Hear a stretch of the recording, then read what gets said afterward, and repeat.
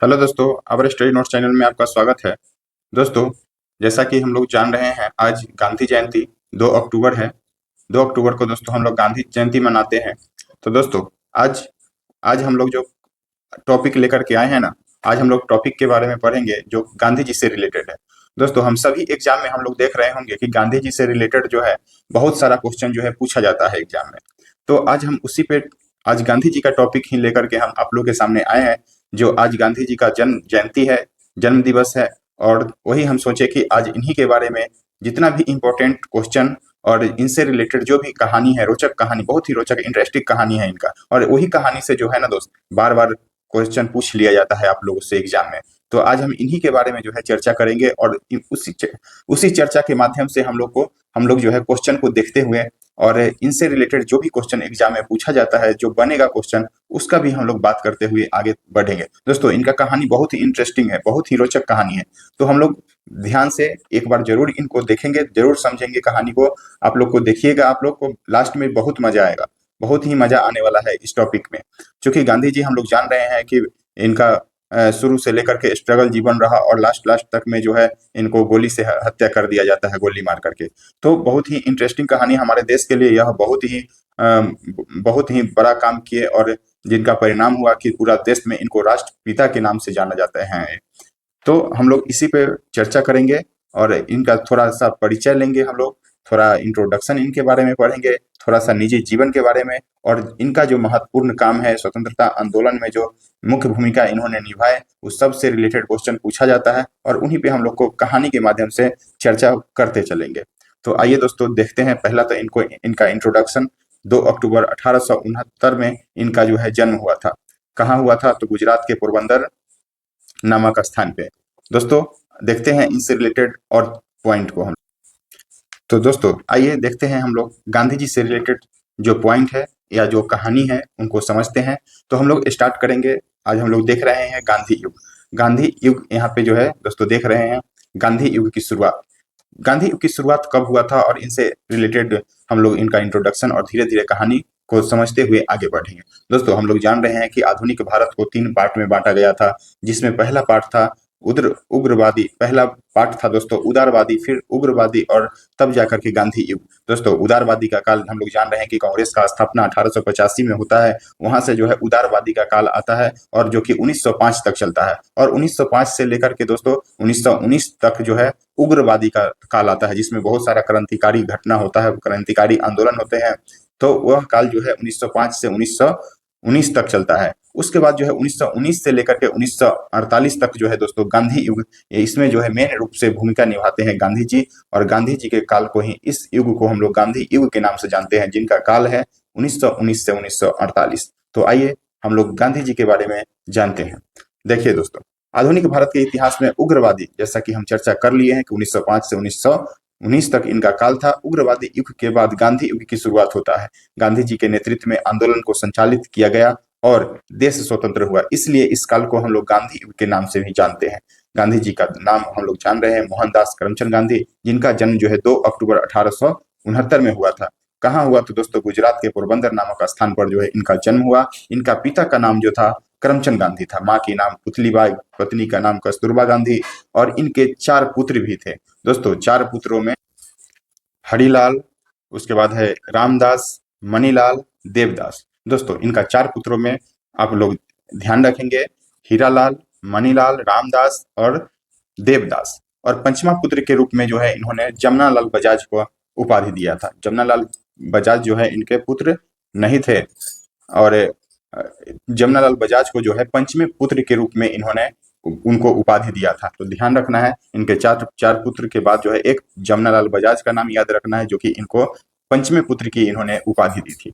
दोस्तों, उसके बाद प्रारंभिक काल के बारे में हम लोग पढ़ेंगे। इनके प्रारंभिक काल में इन्होंने पोरबंदर और राजकोट में जो है शिक्षा प्राप्त किया था। दोस्तों, हम लोग जान रहे हैं, एक बार बीपीएससी में क्वेश्चन पूछ लिया गया है कि इन्होंने प्रारंभिक स्कूलिंग कहाँ से किया था। तो श्यामल दास कॉलेज का नाम आता है। दोस्त, श्यामल दास कॉलेज में इन्होंने स्कूली शिक्षा, जो कि भावनगर में है, जो कि गुजरात के भावनगर में है, इनको ध्यान रखना है। श्यामल दास कॉलेज में इन्होंने स्कूली शिक्षा प्राप्त की। उसके बाद इन्होंने बैरिस्टर, दोस्तों वकालत की डिग्री के लिए इन्होंने 1888 में इंग्लैंड प्रस्थान करते हैं, और 1891 में डिग्री प्राप्त करके भारत वापस आते हैं।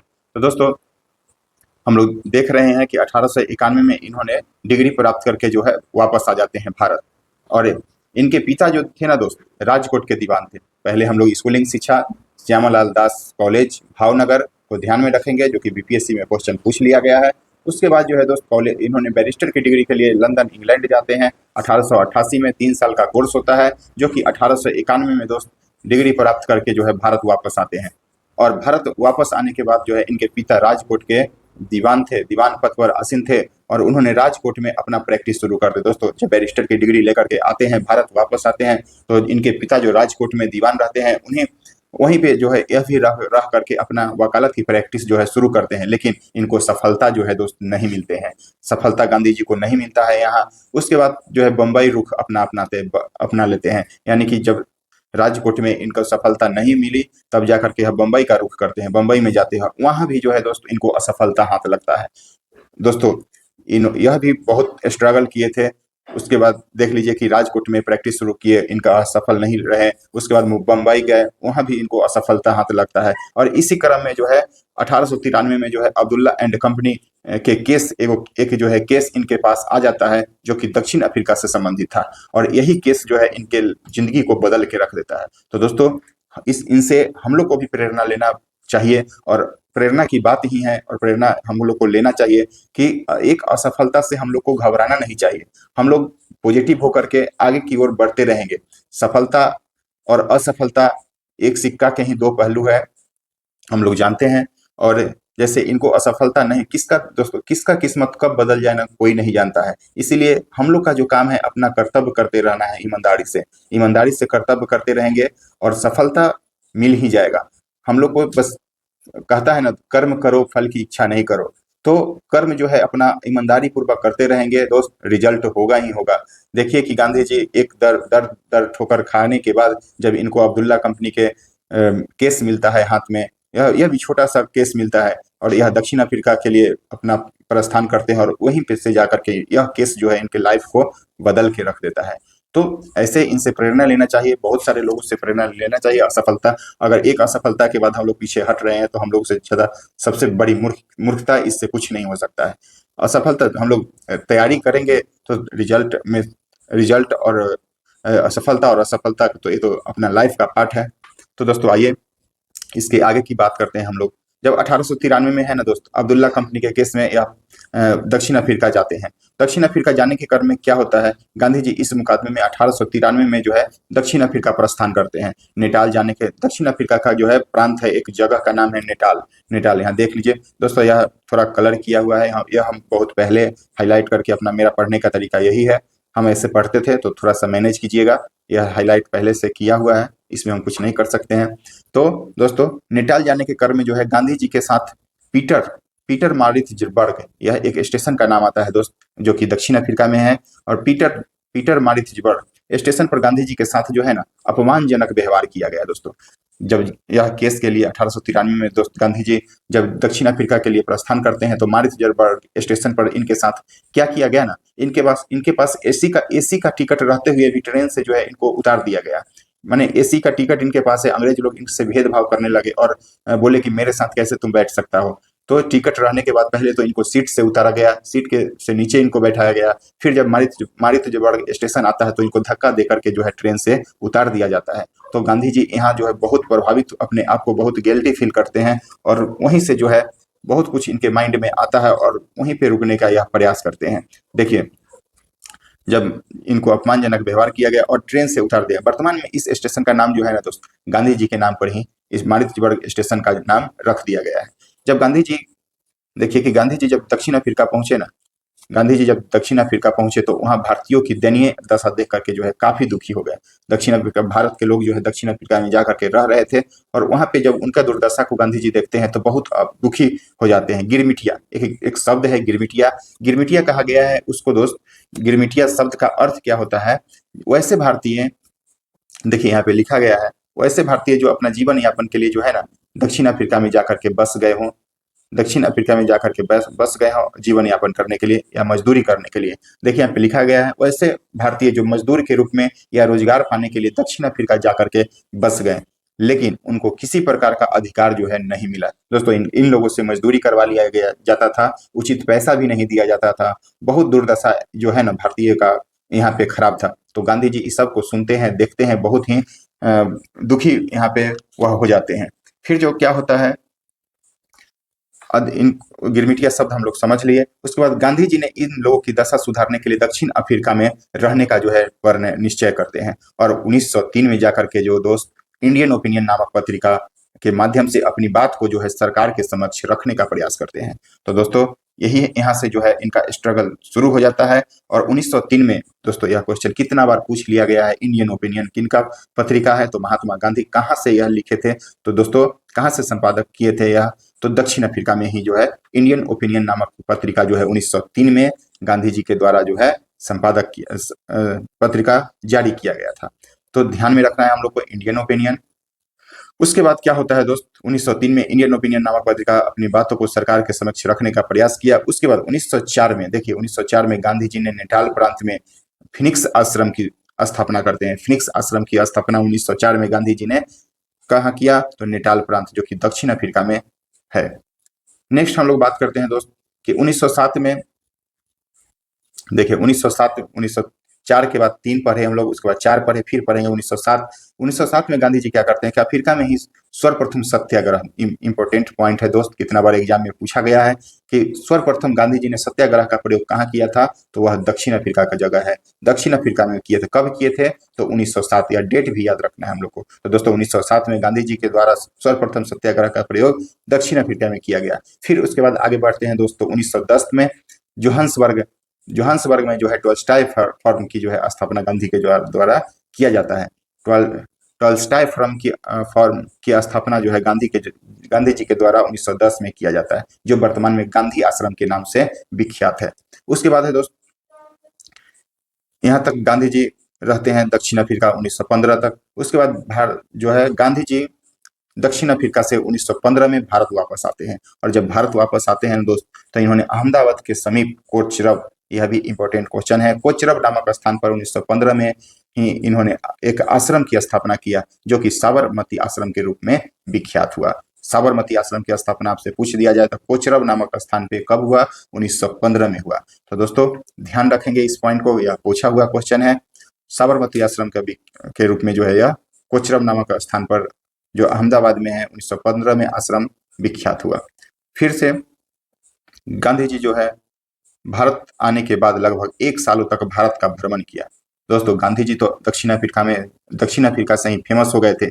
जब इन्होंने भारत लौटते हैं 1915 में, तब 1 साल तक पूरा देश को जो है यह भ्रमण करते हैं। भ्रमण किया और भारत के बारे में जानकारी प्राप्त करते हैं।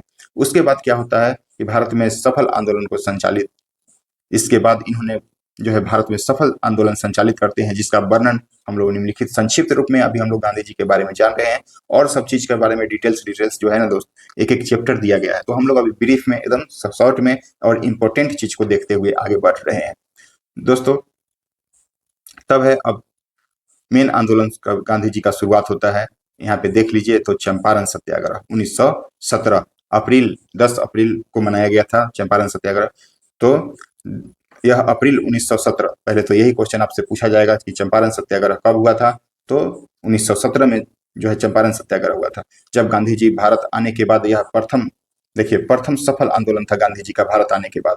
प्रथम सत्याग्रह चंपारण सत्याग्रह जो है गांधी जी का भारत में सफल आंदोलन था। इस चंपारण में जो है ना क्या होता था दोस्तों, यह आंदोलन किस लिए हुआ था कि इस समय चंपारण में 1 बीघा जमीन पे 3 कट्ठा, देख लीजिए दोस्त, 3 कट्ठा में जो है नील की खेती करना अनिवार्य कर दिया गया था। इसलिए इसको 3 कठिया पद्धति भी कहा जाता है। 3 कठिया पद्धति भी कहा गया है इस आंदोलन को।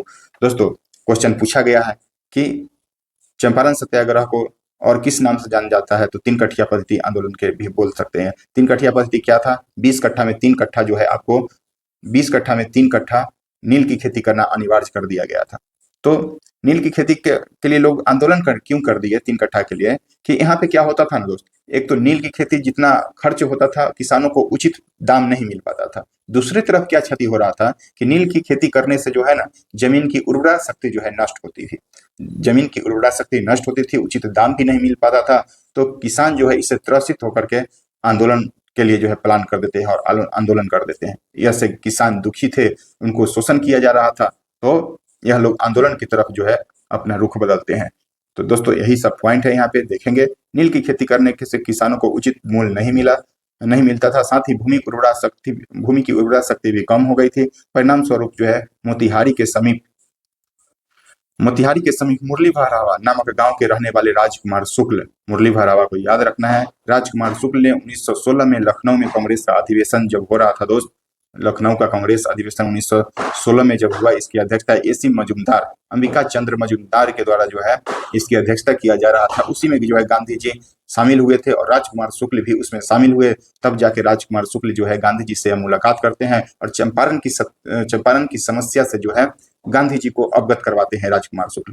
तब और चंपारण की समस्या से अवगत करा करके गांधी जी को जो है चंपारण आने का निमंत्रण देते हैं और गांधी जी यहाँ निमंत्रण को स्वीकार करते हैं और 1917 में जो है गांधी जी अपना चंपारण की तरफ रुख करते हैं और पटना मुजफ्फरपुर होते हुए चंपारण पहुंचते हैं। इस आंदोलन में जो है गांधी जी के साथ डॉक्टर राजेंद्र प्रसाद, आचार्य जेबी कृपलानी, महादेव देसाई और बाबा नरहरि पारिक थे। दोस्तों यह महादेव देसाई जो थे ना, महात्मा गांधी के निजी सचिव थे महात्मा गांधी के।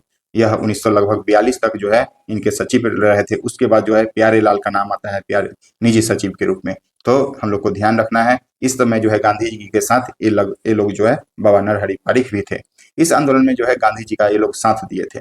नेक्स्ट हम लोग बात कर रहे हैं दोस्त कि अंग्रेजी सरकार ने गांधी जी को चंपारण छोड़ने का आदेश जारी करता है। दोस्त यह पहला इतिहास में ऐसा घटना था कि जब अंग्रेजी सरकार ने गांधी जी को जब चंपारण छोड़ने का आदेश देता है, गांधी जी ने इन आदेश को मानने से जो है इनकार कर दिया था। गांधी जी जब इनकार करते हैं इस आदेश को मानने से, तो यह जो है भारतीय इतिहास का पहली बार ऐसा हुआ था जो कि किसी व्यक्ति ने अहिंसा और सत्याग्रह का पालन करते हुए सरकारी आदेश की अवहेलना किया था। यह पहला बार दोस्तों इतिहास में हुआ था कि अहिंसा और सत्याग्रह का पालन करते हुए जो है गांधी जी इस आदेश को अवहेलना किया। सरकार ने चंपारण किसान आयोग का गठन किया जिसमें गांधी जी को शामिल किया गया और इस रिपोर्ट के आधार पर जो है नील की खेती बंद करने का आदेश जो है जारी करता है। तो दोस्तों यहाँ पे जो है गांधी जी की बहुत बड़ी जीत माना जाता है, बहुत बड़ी जीत थी यह इसीलिए इसको जो है सफल आंदोलन माना जाता है। इससे रिलेटेड और घटना क्या है दोस्त कि चंपारण सत्याग्रह, इसी सत्याग्रह के दौरान जो है ना वहाँ के जो नील अधिकारी थे जिनके कारण गांधी जी आंदोलन कर दिए थे, तो नील अधिकारी जो वहाँ के थे गांधी जी को ना डिनर के लिए वह निमंत्रण करते हैं, डिनर के लिए बुलाते हैं, खाने पर जो है गांधी जी को बुलाते हैं और इनका प्लानिंग क्या था, गांधी जी की हत्या करना। गांधी जी को खाना में जहर दे करके इनको मार देने का प्लानिंग था नील अधिकारी का। तो वह अपने रात में जो है डिनर के लिए बुलाते हैं गांधी जी को और बुलाते हैं, तो गांधी जी निमंत्रण स्वीकार करते हैं। लेकिन उससे पहले जो है उन नील आंदोलन का रसोइया था जिनका नाम था बख्त मियाँ। दोस्तों वह रसोइया का नाम जो था बख्त मियाँ, यह बीपीएससी में पूछा गया है। बत्तख मियाँ का भी नाम आता है, बत्तख मियाँ का नाम आता है। यह रसोइया था नील अधिकारी का और इन्होंने जो है राजेंद्र प्रसाद इनको बोलते हैं नील अधिकारी की तुम रात में खाना में जहर मिला देना और गांधी जी को जो है वही खाना, जहर वाला खाना देना। गांधी जी के जो दोस्तों हत्या करने का प्लानिंग था और यह बख्त मियाँ जो थे ना, इनको यह मानने से बात को इनकार करते हैं और डॉक्टर राजेंद्र प्रसाद के माध्यम से यह खबर गांधी जी तक जो है पहुंचा देते हैं। तब जाकर के नील अधिकारी इनको बहुत बड़ी कड़ी से कड़ी सजा देते हैं, इनका घर भी जला दिया जाता है और बहुत सारा इनको जो है सजा दे दिया जाता है। तो गांधी जी की जान यहीं से बचती है, नहीं तो गांधी जी का अंत तो 1917 में ही हो जाता है। तो यहाँ पे यह याद रखना है, बीपीएससी में 2 बार क्वेश्चन पूछ लिया गया है कि गांधी जी की जान किसने बचाई थी, तो बत्तख मियाँ का नाम आता है, बत्तख मियाँ, ध्यान रखना है हम लोग को। नेक्स्ट हम लोग बात करेंगे दोस्त, नेक्स्ट की जब हम बात करते हैं तो देखिए यहाँ पे इस प्रकार भारत में इस प्रकार गांधी जी के द्वारा किया गया प्रथम आंदोलन चंपारण सत्याग्रह पूर्ण रूप से जो है सफल रहा और इस सफलता पर जो है रविंद्रनाथ टैगोर ने गांधी जी को महात्मा की उपाधि से सम्मानित करते हैं। तो दोस्तों यही था, जब चंपारण सत्याग्रह सफल हो जाते हैं तो रविंद्रनाथ टैगोर ने गांधी जी को महात्मा की उपाधि से सम्मानित करते हैं। और यही है चंपारण सत्याग्रह से छोटा छोटा पॉइंट, और भी डिटेल्स में चंपारण सत्याग्रह के बारे में हम लोग कभी और देखेंगे। अभी हम लोग गांधी जी से रिलेटेड संबंधित पॉइंट को जो है दोस्त देख रहे हैं। उसके बाद जो है आता है अहमदाबाद मिल मिल आंदोलन जो कि 1918 और यह जो दोस्त मार्च में हुआ था, यह भी बात ध्यान रखेंगे, हम आगे बताएंगे कि कैसे यहाँ से क्वेश्चन बिहार दरोगा में पूछा गया है।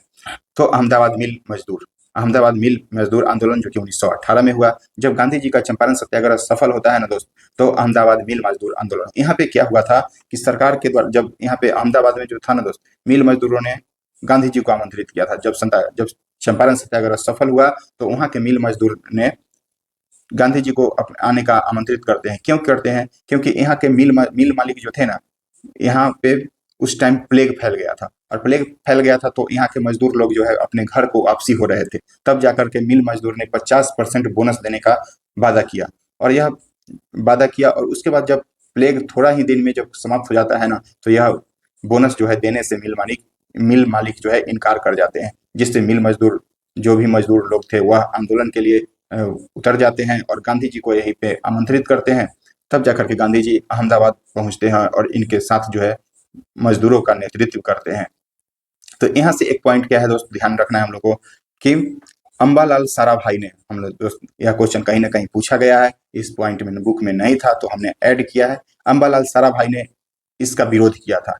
जब गांधी इस आंदोलन का जो है अंबालाल साराभाई ने विरोध किया था, क्योंकि यह जो थे ना मिल मालिक का दोस्त थे, और सूर्याबेन साराभाई ने, जो कि इनकी बहन थी, इनकी जी बहन थी अनुसुईया बेन साराभाई ने गांधी जी का जो है, गांधी जी को ही आमंत्रित इन्हीं ने किया था। तो दोस्त ध्यान रखेंगे कि गांधी जी को अहमदाबाद में आमंत्रित कौन किया था। चंपारण की बात करें हम लोग, तो चंपारण में आमंत्रित कौन किया था? तो राजकुमार शुक्ल, मुरली भरावा के राजकुमार शुक्ल ने जो है गांधी जी को आमंत्रित किया था। और मिल मजदूर में कौन किया था? अहमदाबाद मिल मजदूर में आमंत्रित कौन किया था? तो अनुसुईया बेन का जो है ध्यान रखेंगे हम लोग, अनुसुईया बेन साराभाई ने गांधी जी को आमंत्रित किया था। नेक्स्ट दोस्त हम बात करते हैं, तो देखिए, जब मिल वही मिल मजदूर से संबंधित कहानी है, जैसा कि हम चर्चा कर चुके हैं, वही बात को यहाँ पे लिखा गया है। मिल मजदूर वहां से पलायन कर रहे थे, तो 50% बोनस घोषणा किया गया, लेकिन प्लेग समाप्त होने के बाद ही बोनस को जो है वापस ले लिया जाता है। इसी बोनस को लेकर के मिल मजदूर ने आंदोलन कर दिया था। फिर जो है गांधी जी ने अहमदाबाद में सर्वप्रथम भूख हड़ताल, यह मेन पॉइंट है दोस्त, इसको याद रखना है। गांधी जी ने अहमदाबाद में ही सर्वप्रथम भूख हड़ताल, क्वेश्चन कितना बार रिपीट किया गया है कि गांधी जी का प्रथम भूख हड़ताल कहाँ पे था? तो अहमदाबाद मिल मजदूर आंदोलन के दौरान जो है इन्होंने प्रथम बार भूख हड़ताल किया था। गांधी जी ने 1918 में अहमदाबाद लेबर टेक्सटाइल एसोसिएशन की स्थापना करते हैं। तो 1918 ध्यान रखना है, 1918 में महात्मा गांधी ने अहमदाबाद में लेबर टेक्सटाइल एसोसिएशन की स्थापना करते हैं। उसके बाद जो है गांधी जी के समझौता नीति के कारण जब गांधी जी वहां से जब आते हैं, तो मिल मालिक और गांधी जी के बीच समझौता होता है, और इस समझौता नीति के कारण जो है मिल मालिक 35% बोनस देने के लिए जो है तैयार हो जाते हैं, मान जाते हैं। तो दोस्तों यह भी एक जीत थी यहाँ पे, जहाँ 50% की बात थी, वहाँ पूरा 50% वापस लेने की बात हो रही थी, वहां पे जो है मिल मालिक 35% बोनस देने के लिए तैयार हो गए थे। तो यह भी हम लोग के लिए, या फिर मिल मजदूर के लिए जो है बहुत बड़ी जीत थी। तो एक के बाद एक जो है गांधी जी का यह भी आंदोलन सफल माना जाता है, सफल हुआ था। उसके बाद जब यह जो हो गया था दोस्त, अहमदाबाद मिल मजदूर आंदोलन सफल जब हुआ, तो फिर उसके बाद खेरा, जो कि गुजरात में है, खेरा यह किसान आंदोलन है। खेरा में जो है 1918, जो कि जून में हुआ था, जून 1918 में गुजरात में ही खेरा नामक स्थान पर किसानों के द्वारा जो है आंदोलन किया गया। इस समय किसानों को अकाल का सामना, उस समय जो है ना वहाँ के किसान अकाल का सामना कर रहे थे, परिणाम स्वरूप लगान देने की स्थिति में वहाँ नहीं थे किसान लोग, और अंग्रेजी सरकार का जो है जबरदस्ती लगान वसूलने के लिए वह दृढ़ हो गए थे। तो किसानों ने जो है वहाँ आंदोलन कर दिया, और गुजरात किसान सभा में महत्वपूर्ण भूमिका के रूप में महात्मा गांधी को बुलाया गया, और महात्मा गांधी के नेतृत्व में जो है खेरा में किसान आंदोलन शुरू किया गया। उसके बाद गांधी जी ने आमंत्रण को स्वीकार करते हुए आंदोलन में नेतृत्व किया, और दोनों पक्षों के बीच जो है समझौता हुआ। और इस समझौता में क्या बात कही गई दोस्तों, यह इसका मेन मुख्य पॉइंट क्या है? खेरा आंदोलन 1918 क्या, वहां पे अकाल पड़ गया था, तो अकाल पड़ेगा तो किसान लगान कहाँ से देंगे? स्वाभाविक बात है। तो अंग्रेजों के द्वारा जो है जबरदस्ती लगान वसूला जा रहा था, तो कि यहाँ के किसान, स्वाभाविक बात है कि वो आंदोलन करेंगे। जो आंदोलन किया गया ना, तब जाकर के मुख्य रूप से गांधी जी को आमंत्रित करते हैं, और गांधी जी के नेतृत्व में आंदोलन किया गया। तो अंग्रेजी सरकार और गांधी जी के बीच जो है एक समझौता होता है, और उस समझौता के दौरान यह बात निष्कर्ष सामने आया कि जो लोग सक्षम है लगान देने में, वह लगान दीजिए, जो लोग सक्षम नहीं है वो लगान नहीं दीजिए। तो यहाँ भी जो है दोस्त ये खेरा आंदोलन को सफल माना गया, क्योंकि किसानों की बात को माना गया यहाँ पे, तो दोस्तों हम लोग देख रहे हैं कि 1917, 1918, फिर 1918 यानी कि चंपारण सत्याग्रह, मिल मजदूर आंदोलन, फिर खेरा आंदोलन, एक के बाद एक जो है दोस्त, यह तीनों आंदोलन जो है गांधी जी का सफल रहा। तो दोस्तों हम लोग का क्वेश्चन क्या पूछा था दरोगा में, यह तीनों को सजाने के लिए दे दिया था, डेट और आंदोलन, जैसे चंपारण सत्याग्रह, अहमदाबाद मिल मजदूर, फिर खेरा आंदोलन, यह तीनों था आंदोलन। और साइड में जो है डेट दिया हुआ था 1917, 1918 और मिलान के लिए दिया गया। आप लोग जाके देखिएगा, 1717 वैकेंसी जो कि 2018 में इसका एग्जाम हुआ था, वहां पे आपको देखने के लिए मिल जाएगा। यह क्वेश्चन मिलान करने के लिए दिया गया था। तो दोस्तों ध्यान रखना है, हम लोग को डेट भी ध्यान रखना है। और डेट इसलिए ध्यान रखना है कि खेरा आंदोलन भी 1918 और अहमदाबाद मिल मजदूर भी 1918, देख लीजिए। तो इसको ध्यान रखना है। अहमदाबाद, पहले अहमदाबाद हुआ, एक लाइन से हम लोग याद रखेंगे ना, जैसे चंपारण, पहले पहले चंपारण, फिर उसके बाद पहले चंपारण, फिर मिल मजदूर, फिर खेरा। तो इसको जो है तीनों को एक लाइन से याद रखेंगे हम लोग। ऐसे खेरा जून में हुआ और अहमदाबाद जो है मार्च में हुआ था। उसके बाद मेन पॉइंट है दोस्तों, मुख्य पॉइंट है, तो इस पे हम लोग चर्चा कर लेते हैं। इस प्रकार के बाद एक 3 सफल आंदोलन जो है संचालन करने के बाद गांधी जी भारतीय राजनीति के नायक, हीरो बन गए। एक के बाद एक जब आंदोलन सफल होता है दोस्तों, 3-3 आंदोलन सफल हो जाता है कंटिन्यू, तो गांधी जी जो है भारतीय राजनीति के एक नायक के रूप में उभरते हैं। उसके बाद जैसे ही 1915 में भारत लौटकर जब गांधी जी आए, तो इस समय जो है प्रथम विश्व युद्ध प्रारंभ हो गया था। हम लोग जान रहे हैं दोस्त कि प्रथम विश्व युद्ध की शुरुआत जो है 1914 में ही हो गया था। तो 1915 में प्रथम विश्व युद्ध चल रहा था। उसी टाइम गांधी जी ने भारतीयों को सरकार का समर्थन, अंग्रेजी सरकार का यह समर्थन करने के लिए जो है अनुरोध कर देते हैं गांधी जी, जिससे खुश होकर ब्रिटिश सरकार ने इनको केसर ए हिंद की उपाधि से सम्मानित करते हैं। जब अंग्रेजी सरकार का यह सपोर्ट करते हैं ना, ये लोग कहते हैं कि भारतीयों को कहते हैं, अनुरोध करते हैं भारतीयों से कि आप लोग सरकार का इस युद्ध में साथ दीजिए, जो कि हम लोग का शोषण कर रहा था, उसी को जो है गांधी जी बोल देते हैं साथ देने के लिए। तो यहाँ के लोग नाराज हो जाते हैं और अंग्रेजी सरकार जो है खुश हो जाते हैं, और अंग्रेजी सरकार खुश होकर के गांधी जी को केसर ए हिंद की उपाधि देते हैं। और इनके विरोधियों, जो लोग विरोध किए थे इस बात का, इनको भर्ती करने वाला जो है सार्जेंट कहा गया है। दोस्तों दरोगा में सार्जेंट का भी पोस्ट आता है। सार्जेंट का पोस्ट ही होता है नियुक्ति करना, उनको जाके देखिएगा, पुलिस लाइन में इनका ड्यूटी रहता है। सार्जेंट का जो है पुलिस लाइन में ड्यूटी रहता है, तो लगभग इनका नियुक्ति से संबंधित काम रहता है और देखरेख का काम रहता है वहाँ पे। तो इसीलिए जो है ना, इन गांधी जी को विरोधियों ने भर्ती करने वाला सार्जेंट कह दिया था। तो ध्यान रखेंगे हम लोग, भर्ती करने वाला सार्जेंट, और अंग्रेज ने इनको केसर ए हिंद की उपाधि से सम्मानित किया था। उसके बाद क्या होता है दोस्त, आगे की घटना कि 1919 में रॉलेट एक्ट पारित हो जाता है। हम लोग जान रहे हैं कि रॉलेट एक्ट जब पारित होता है, जलियांवाला बाग हत्याकांड ने रॉलेट एक्ट होता है। फिर 1919 में ही जो दोस्त जलियांवाला बाग हत्याकांड होता है, 1919 में रॉलेट एक्ट पारित होता है। और उसके बाद गांधी जी के जीवन को बदल कर, जैसे ही रॉलेट एक्ट पारित हुआ दोस्तों, इसको काला कानून भी कहा जाता है। इसमें यह बहुत कठोर कानून आया था। तो 1919 में रॉलेट एक्ट, और ठीक उसके बाद बहुत बड़ी घटना हो गई थी। 13 अप्रैल 1919 को जलियांवाला कांड होता है, जिसमें निर्दोष हजारों बच्चों और महिलाओं को जो है गोली से भूंज दिया जाता है। तो इससे यह घटना जो है ना, गांधी जी को झकझोर के रख देता है। और जैसे ही यह घटना होता है, जो गांधी जी के जीवन को बदल करके पूर्ण रूप से जो है गांधी जी को जीवन पे बहुत बड़ा प्रभाव डालता है। और यह पूर्ण रूप से जो है सक्रिय रूप से समझिए कि गांधी जी राजनीति में 1919 में प्रवेश कर जाते हैं यह घटना के बाद। तो यहीं से जो है मुख्य रूप से गांधी युग की शुरुआत हो जाती है दोस्तों। अभी तक हम लोग पर देख रहे थे। उसके बाद आगे की घटना हम लोग देखते हैं दोस्त। 1919 में खिलाफत आंदोलन हो जाता है। फिर 1920 में जो है असहयोग आंदोलन का जो है संचालित करते हैं गांधी जी। खिलाफत आंदोलन यह मुस्लिमों से संबंधित था, जिसमें गांधी जी ने बाद में जाकर के इसका नेतृत्व किया। और फिर जाकर के 1920 में असहयोग आंदोलन जब संचालित होता है, यह आंदोलन आकर के जो है इसमें मिल जाता है। तो दोस्तों यही सब बात है। जब असहयोग आंदोलन 1920 को शुरू होता है और उसी आंदोलन के दौरान चलते रहता है दोस्त, तो 1922 में यह आंदोलन बहुत ही चरम उत्कर्ष पे पहुंच गया था।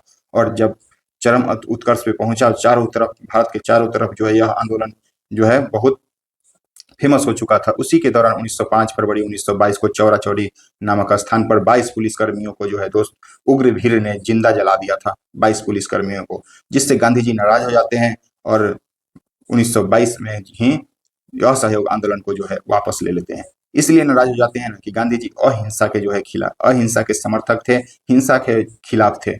तो यहाँ पे हिंसा हो जाता है, जिससे गांधी जी क्षुब्ध होकर के अपनी आंदोलन को जो है वापस ले लेते हैं। तो यहाँ पे देख लीजिए दोस्तों, यही बात था। परिणाम स्वरूप इनको उसके बाद जब गांधी जी चौरा चौरी कांड हो जाता है, परिणाम स्वरूप चूंकि नेतृत्व कर रहे थे गांधी जी, इसीलिए जो है परिणाम स्वरूप इनको जो है क्या किया, गिरफ्तार कर लिया गया और गिरफ्तार करके जेल में डाल दिया गया। फिर उसके बाद गांधी जी को जेल में जो है तबियत खराब होने लगी, तब जा करके स्वास्थ्य लाभ के कारण जो है 1922 में इनको जेल में डाल दिया गया और 24 में जो है रिहा कर दिया गया स्वास्थ्य लाभ के कारण। फिर हम लोग बात करते हैं आगे, जब 1924 में जेल से बाहर निकलते हैं, उसके बाद गांधी जी 1925 में चरखा संघ की स्थापना करते हैं। देख लीजिए 1925 में जो है चरखा संघ की स्थापना करते हैं। उसके बाद 1930 में दोस्त, और यही 1924 में पहले निकलते हैं और कांग्रेस के अधिवेशन एक होता है जो कि कर्नाटक के बेलगांव में होता है। तो दोस्तों गांधी जी के द्वारा एकमात्र अधिवेशन में अध्यक्षता किया गया जो कि यही 1924 में कर्नाटक के बेलगांव में अध्यक्षता किया गया था। उसके बाद 1925 में चरखा संघ की स्थापना करते हैं। फिर 1930 में जो है दोस्त सबने अवज्ञा आंदोलन को आरंभ कर देते हैं। दोस्त 1930 में गांधी जी के द्वारा दांडी मार्च किया गया। 12 मार्च 1930 को दांडी मार्च की शुरुआत होती है, जो कि 6 अप्रैल 1930 को दांडी पहुंच करके वहां नमक का विरोध करके नमक सत्याग्रह को शुरू किया जाता है, जिसको कि सबने अवज्ञा आंदोलन के नाम से हम लोग जानते हैं। फिर 1931 में दोस्त 5 मार्च 1931 को गांधी इरविन समझौता होता है, जो कि गांधी जी और अंग्रेजों के बीच में, गांधी इरविन के बीच में जो है समझौता होता है। और गांधी जी द्वितीय गोलमेज सम्मेलन में एसएस राजपूताना जहाज से जो है भाग लेने के लिए जाते हैं कांग्रेस की तरफ से। उसके बाद 1934 में गांधी जी राजनीतिक से कुछ दिन के लिए जो है अलग हो जाते हैं। फिर 1940 में सक्रिय हो जाते हैं और 1940 में जो है व्यक्तिगत सत्याग्रह आंदोलन की शुरुआत करते हैं, जिसके अंतर्गत प्रथम व्यक्तिगत सत्याग्रही जो है विनोबा भावे को बनाया गया और दूसरा जो है पंडित जवाहरलाल नेहरू को बनाया गया। फिर 1942 की बात आता है दोस्त। 1942 में भारत छोड़ो आंदोलन करो या मरो नारा के साथ बंबई के ग्वालियर टैंक मैदान से जो है महात्मा गांधी के नेतृत्व में भारत छोड़ो आंदोलन की शुरुआत होती है। 30 जनवरी 1948 को दिल्ली में एक मंदिर में प्रार्थना सभा के दौरान नाथूराम गोडसे के द्वारा जो है गोली मार करके इनकी हत्या कर दी जाती है। तो गांधी जी का यही संक्षिप्त बात था गांधी जी से रिलेटेड, इनका जीवन से लेकर के अभी तक में ये संक्षिप्त रूप में हम लोग देखे हैं। इससे रिलेटेड और सी घटना है जो कि हम लोग देखेंगे। अभी मेन पॉइंट को हम लोग देख रहे हैं। गांधी जी के जो हत्या नाथूराम गोडसे के द्वारा कर दिया जाता है। उसके बाद हम लोग देखेंगे अब मेन जो अब जो देखेंगे दोस्त, अभी तो कहानी के रूप में हम लोग फैक्ट को भी देखें, और अब जो देखेंगे सीधे पॉइंट है ये। और यह जो भी अभी के बाद हम लोग लगभग 20 से 30 पॉइंट देखेंगे, सबका सब इंपॉर्टेंट पॉइंट है, सबको सब कहीं ना कहीं एग्जाम में जो है पूछ लिया गया है। तो आइए देखते हैं प्रथम पॉइंट, गांधी जी से संबंधित उपाधि। अब इनको कौन कौन सी उपाधि इन्होंने दिया, इन्होंने किनको दिया, इनको कौन से दिए उपाधि, तो सबको हम लोग चर्चा करते हैं। जैसे रविंद्रनाथ टैगोर, हम लोग जान रहे हैं कि महात्मा की उपाधि जो है रविंद्रनाथ टैगोर कब दिए थे, तो चंपारण सत्याग्रह जब सफल हो जाते हैं, रविंद्रनाथ टैगोर खुश होकर के इनको महात्मा की उपाधि प्रदान करते हैं। नेक्स्ट हम लोग देखते हैं ब्रिटिश सरकार को जो है केसर ए हिंद की उपाधि दिया था। ब्रिटिश सरकार ने इनको जो है हम लोग चर्चा अभी किए हैं कि जब भारतीयों से अनुरोध करते हैं प्रथम विश्व युद्ध में शामिल होने के लिए, तब अंग्रेजी सरकार खुश हो जाती है और इनको जो है केसर ए हिंद की उपाधि से सम्मानित करते हैं। फिर रामधारी सिंह दिनकर का नाम आता है। दोस्तों रामधारी सिंह दिनकर ने इनको सर्वोदय का अग्रदूत कहा है। रामधारी सिंह दिनकर ने जो है गांधी जी को सर्वोदय का अग्रदूत कहा है। फिर नेक्स्ट है दोस्तों, नेक्स्ट पॉइंट, सुभाष चंद्र बोस ने 1944 में इनको राष्ट्रपिता कहकर। दोस्तों जब सुभाष चंद्र बोस संकट की घड़ी में पड़ते हैं, जब इन बहुत से स्ट्रगल करके आ रहे थे, तो वह संकट की घड़ी में गांधी जी को रेडियो से प्रसारण करते हैं कि हे राष्ट्रपिता, इस संकट की घड़ी में हमें आपकी सहायता चाहिए।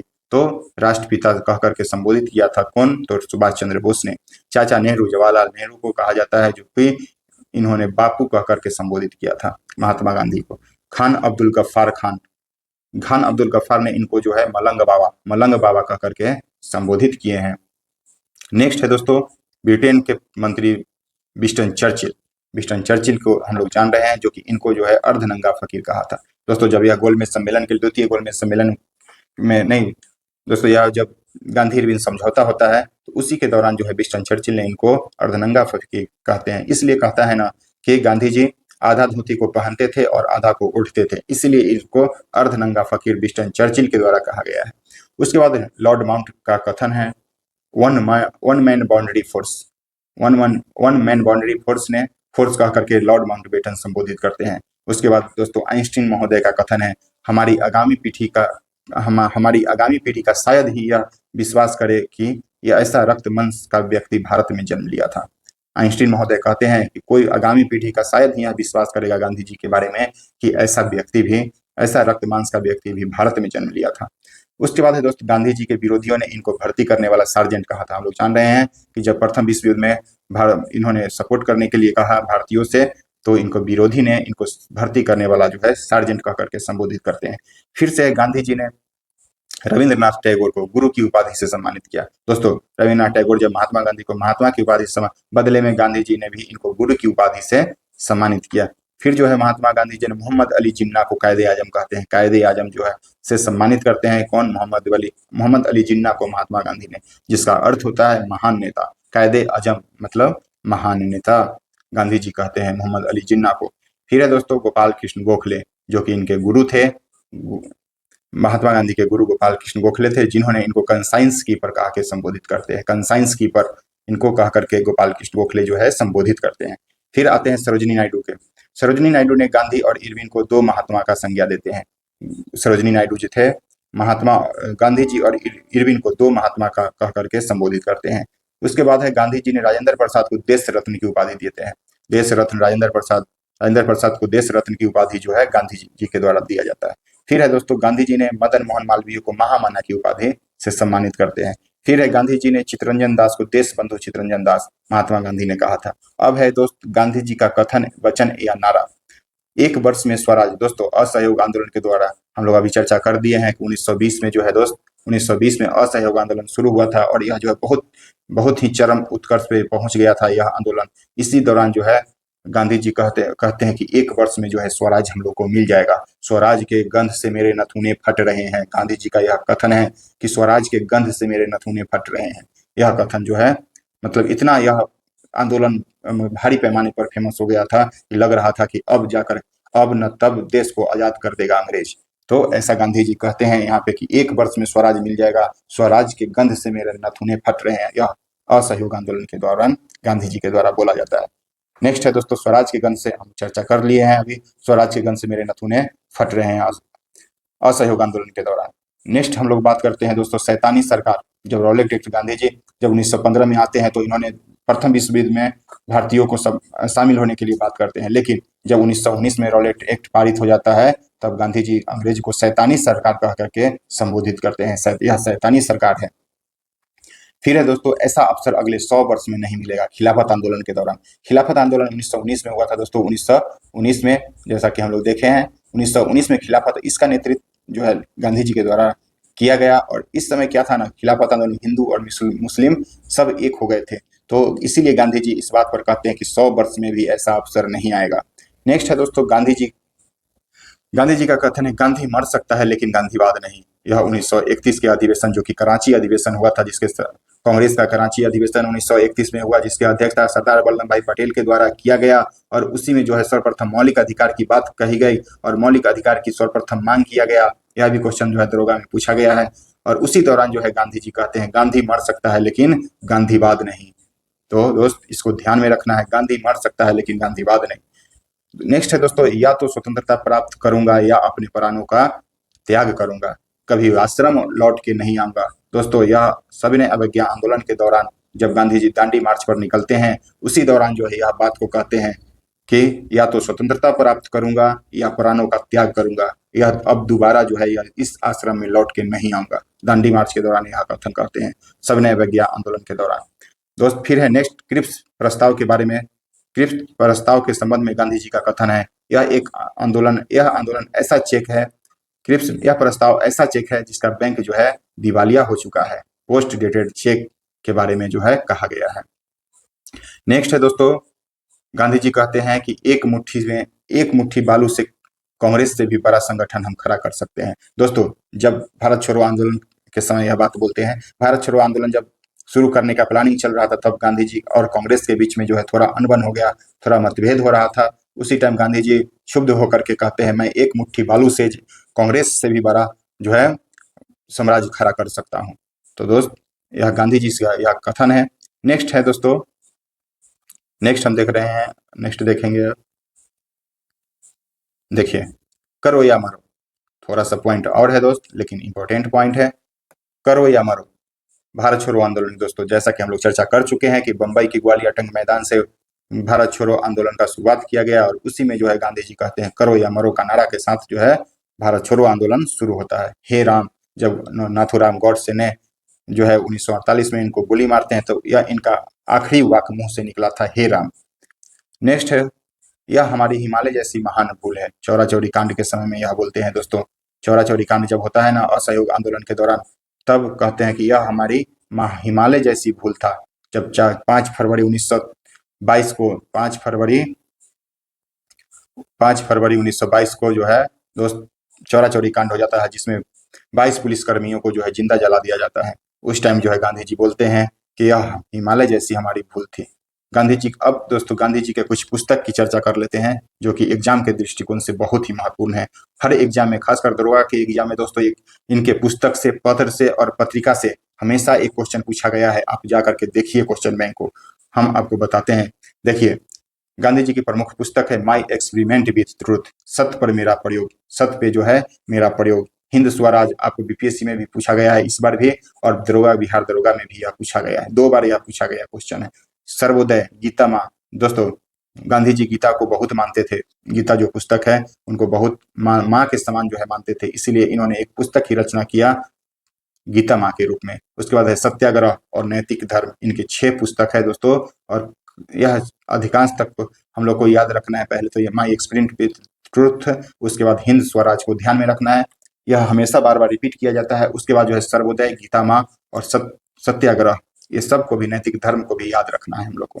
नेक्स्ट है दोस्तों इनका पत्रिका इंडियन ओपिनियन, जैसा कि हम लोग अभी अभी पहले चर्चा कर लिए हैं कि 1903 में जो है सरकार को सुनाने के लिए दक्षिण अफ्रीका में जो है गांधी जी यंग इंडियन नामक पत्रिका जारी करते हैं। फिर जो है हरिजन बंधु है, यंग इंडिया है, नवजीवन है। यंग इंडिया भी बार बार पूछा जाता है, इंडियन ओपिनियन भी पूछा जाता है, नवजीवन भी पूछ लिया गया है, और हरिजन तो पूछा ही जाता है।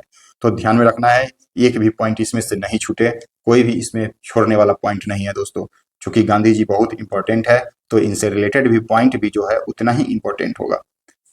उसके बाद है दोस्त, गांधी जी के व्यक्तित्व पर 3 प्रमुख व्यक्तियों का जो है बहुत अधिक प्रभाव देखने को मिलता है।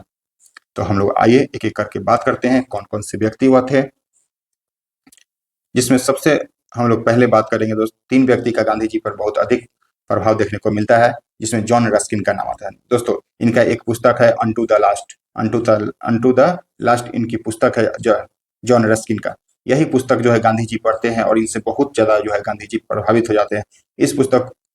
इसके पुस्तक अंत्योदय से भी गांधी जी काफी प्रभावित होते हैं, और प्रभाव में आकर के जन कल्याण का कार्य जो है करते हैं। तो आपसे क्वेश्चन पूछा जाता है, पूछ लिया गया है कि गांधी जी किनसे प्रभावित होकर के जो है जन कल्याण का मार्ग अपनाया था। तो दोस्तों जॉन रस्किन जिनका पुस्तक अंत्योदय और अनटू द लॉस्ट, अंत्योदय, या फिर इंग्लिश में इस पुस्तक को अनटू द लास्ट बोला जाता है। तो यह पुस्तक को पढ़ के, जो कि जॉन रस्किन का है, गांधी जी अधिक प्रभावित हुए और जन कल्याण मार्ग को जो है अपनाया था। नेक्स्ट है दोस्तों पॉइंट, 3 व्यक्ति में एक व्यक्ति जॉन रस्किन, दूसरा है लियो टॉल्स्टॉय। इससे सबसे अधिक प्रभावित जो है ना गांधी जी इन्हीं से हुए थे। इनकी पुस्तक है तुम्हारे हृदय में ईश्वर का राज, the kingdom of God within you. दोस्तों इस पुस्तक को भी ध्यान रखेंगे, और गांधी जी इनसे बहुत अधिक प्रभावित हुए, और इनसे प्रभावित होकर, लियो टॉल्स्टॉय से प्रभावित होकर के जो है ना गांधी जी अहिंसा को अपनाया।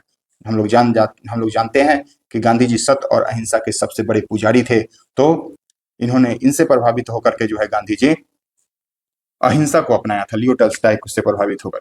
दोस्तों नेक्स्ट है डेविड थोरो से प्रभावित होकर के जो गांधी जी क्या अपनाए थे, तो इनसे प्रभावित होकर के सत्याग्रह को, डेविड थोरो से प्रभावित होकर के, जो इनके विचार से प्रभावित होकर गांधी जी सत्याग्रह को अपनाया, और इसकी पुस्तक सविनय अवज्ञा है, जो कि डेविड थोरे की पुस्तक सविनय अवज्ञा, और यही पढ़ करके जो है गांधी जी सत्याग्रह को अपनाया। तो दोस्तों यह तीनों व्यक्ति का नाम और पुस्तक को याद रखेंगे, और इनसे प्रभावित होकर गांधी जी ने क्या क्या अपनाया उसको भी याद रखेंगे, चूंकि यह एग्जाम में पूछ लिया गया है। जॉन रस्किन से प्रभावित होकर के गांधी जी जो है जन कल्याण मार्ग को अपनाया, और टॉल्स्टॉय से प्रभावित होकर के दोस्त जो है अहिंसा को गांधी जी अपनाते हैं, और डेविड थोरो से प्रभावित होकर के जो है सत्याग्रह को जो है अपनाते हैं।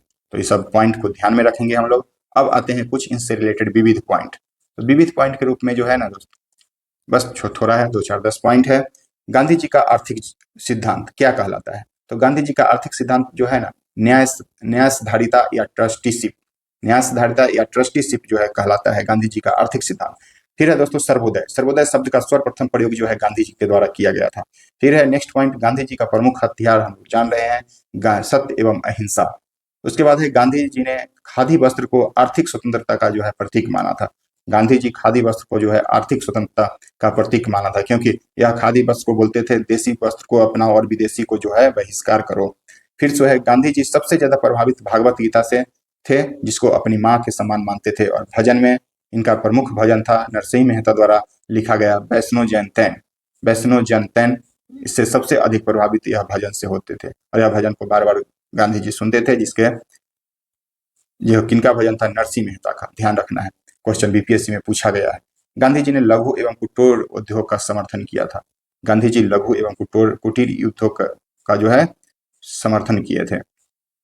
नेक्स्ट है दोस्तों कि गांधी जी ने बुनियादी शिक्षा पर जोर दिया। इन्होंने बुनियादी शिक्षा पर जोर दिया और रोजगार दिलाने वाला, जो कि रोजगार दिलाने वाला हो वैसा शिक्षा पर जोर दिए थे। उसके बाद है गांधी जी की आत्मकथा जो है माई एक्सपेरिमेंट विथ ट्रुथ।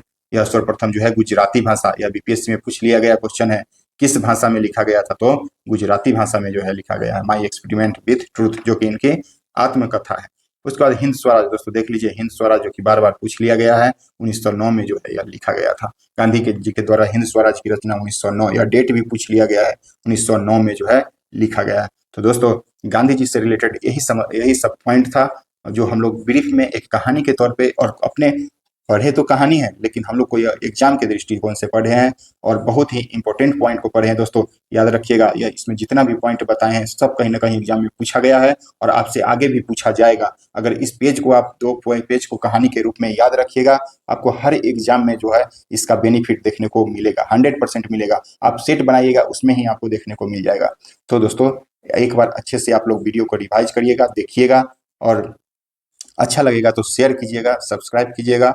यही सब रिलेटेड गांधी जी से संबंधित बात था, और हम लोग गांधी जी को एक संक्षिप्त रूप में, दोस्तों आज गांधी जयंती है, हमने सोचा कि गांधी जी से रिलेटेड ही आज कुछ बात कर लें, कुछ चर्चा कर लें, जिससे हम लोग को आज के दिन में गांधी जी को याद भी कर लेते हैं, और याद करने के साथ साथ इनके हम लोग एग्जाम के दृष्टिकोण से इनसे संबंधित जो मेन पॉइंट था उसको भी हम लोग देख लिए, और ज्यादा दिन तक हम लोग को याद रहेगा। तो दोस्तों उम्मीद करते हैं कि यह वीडियो आप लोग को बहुत ही हेल्पफुल और पसंद आएगा, अच्छा लगेगा। और दोस्तों पसंद आए तो लाइक कीजिए, सब्सक्राइब कीजिए, कमेंट कीजिए, कमेंट जरूर आप लोग कीजिएगा कैसा लगा यह वीडियो, और सब्सक्राइब कीजिए, थोड़ा शेयर भी कीजिए। धन्यवाद।